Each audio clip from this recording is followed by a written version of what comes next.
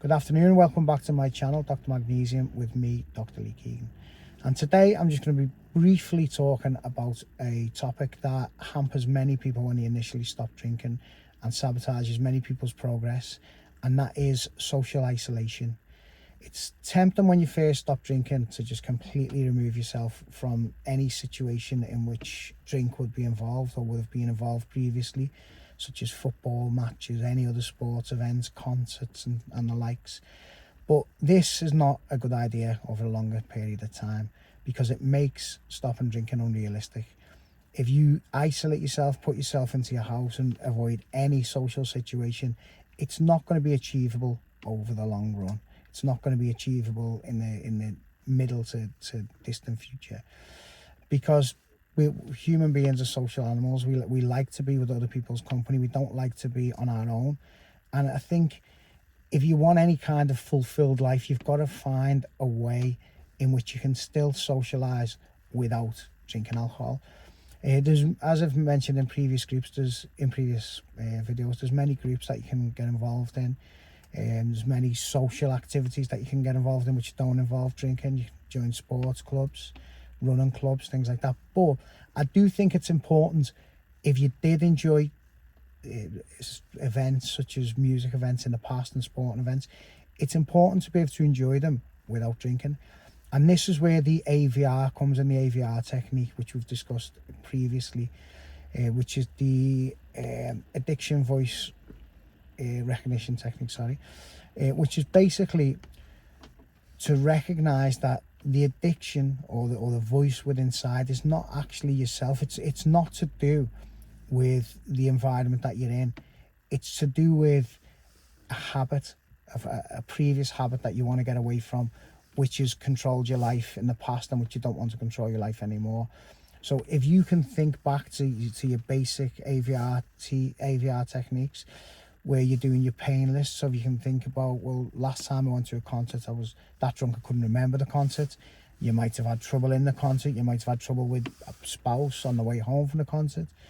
It might have led to you drinking through the night and being late for work next day. Whatever it is, whatever negative impact you've had of drinking on a previous concert, that's where you can use your pain list. You can say, for example, last time I went to a concert, I had a bit of trouble with somebody on the way home, whatever that may be for yourself.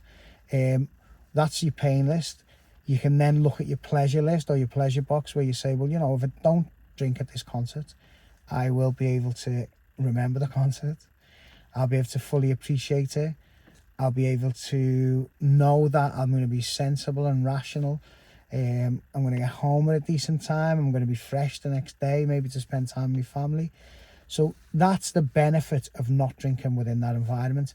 And since I've stopped drinking about 5 weeks, so I've had a few situations in which this has arose.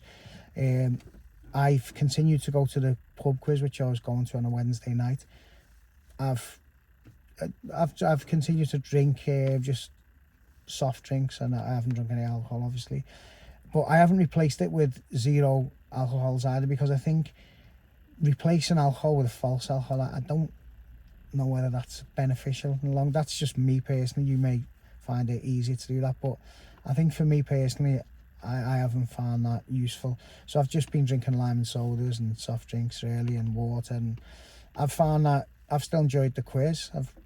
I haven't had a hangover the next day for work, so I haven't felt rough the next day for work, so that's been good for me.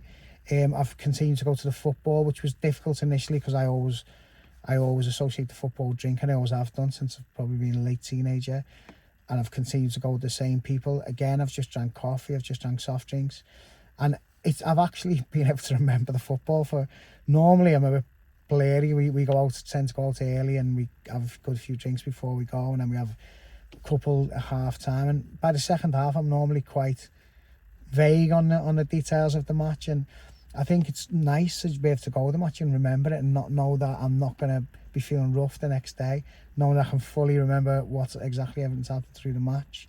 So that's been good for me. But I've continued to engage in social interactions. I've continued to go to social events, and I think that's important. If you want to stop drinking in the long term, you've got to be able to handle situations. There's obviously situations that you want to avoid and that I'm going to avoid, such as situations that are only about drinking. So Christmas parties and stuff like that is going to be coming up over the next month or so. And if you've got Christmas parties which just revolve drinking, there's nothing but drinking involved, then I think it's probably best to avoid them. If you have meals and stuff, obviously that would be, you could go to meals and just drink soft drinks and have your meal and then stick around for a little bit after and maybe go. But I think events that are solely around drinking, I think, are probably not the wisest thing to attend initially when you first stop drinking. Maybe after a longer period of time you can, but then it's whether you want to mix with people who have been drinking. If you haven't been drinking for a while, you get to see another side of people and another side of society maybe that you don't want to be part of anymore, and that might be why you've stopped drinking in the first place.